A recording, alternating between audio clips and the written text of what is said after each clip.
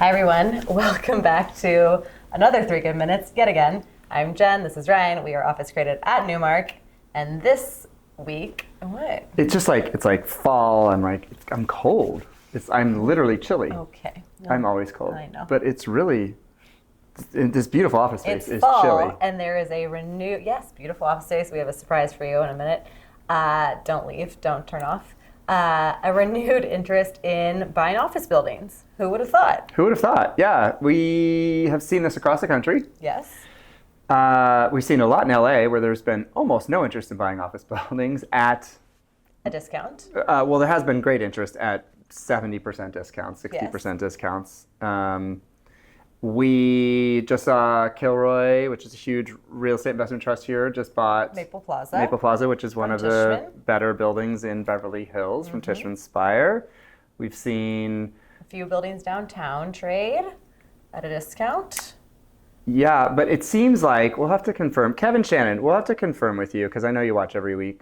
I think the discounts are getting lower. Less of a discount. Less of a discount than they were in 23 and 24, which means we're going in the right direction. And we've seen a little bit of change in interest rates, which would change it a little bit. But I actually think it has more to do with what will eventually be the upturn. I remember here. Well, let's just start calling people out. So Ben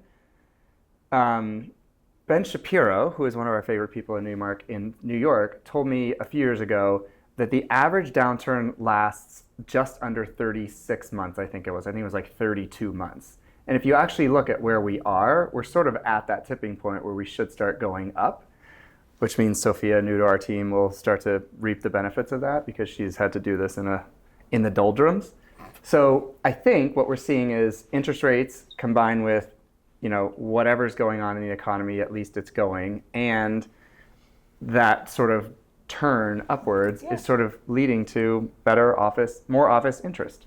And what's interesting also is many of our clients say, okay, buildings sold at a discount, rent should be less, but we haven't actually seen a significant discount to rents. And I think part of it is these buyers are coming in, they're buying buildings at a discount, and they're actually planning to spend money, novel concept, and improve the space, make it nicer, add amenities, create spec suites, whatever it may be. And they also want to be competitive and give concession packages, TIs, and free rent. And that's hard to do with bottom of the barrel rents. So if you buy a building, you think, oh, I'll just lease it for cheap and that'll drive occupancy in an environment where people really value nice space, coming back to the office, having amenities, they're probably going to pick the building with the higher rent and the better overall experience than the cheap building that somebody bought at a discount and they're just fire sailing the space. Yeah, one of the things that we've noticed a lot over the last 3 years is the disconnect, 4 years really, is the disconnect between construction prices and TI, tenant improvement allowances.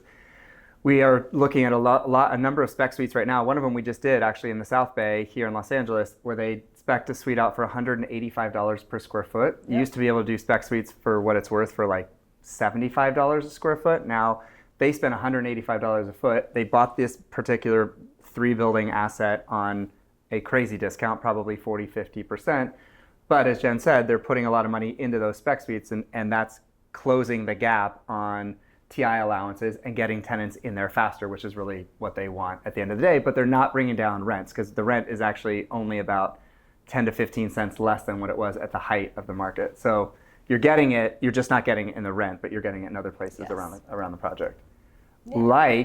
No, stop. This is my one good thing. Don't touch it. It is? Interesting office spaces. So people want to come back to the office. People want things that are interesting. Wait for it. Hold on. We've done this before because we've talked about nails. We've talked about, right? They had a nail salon. At Maple Plaza. Yeah, they had the robot painting nails. What was the construction, the hardware, at the architect's office, they had the hardware, where you could come and like mess with the wood and everything. That was their wood shop because they were architects. Oh. That wasn't like an amenity. Whatever, do your thing. Okay, ready? Yeah, ready. What is it? Come on in. So cool. Speakeasies. Wow. Right? I am seeing a lot of liability in here right now, but this is really cool. Really cool. One good thing, if you're going to come back to an office, come back to this sublease. It could be yours. 21,000 feet, Encino, California, multiple years left, great credit sublessor, Yeah. and creative office space in the middle of the valley Very in cool. California, which you can't get because it doesn't exist. So, But we have it. I'm Jen. This is Ryan. See you in a couple weeks.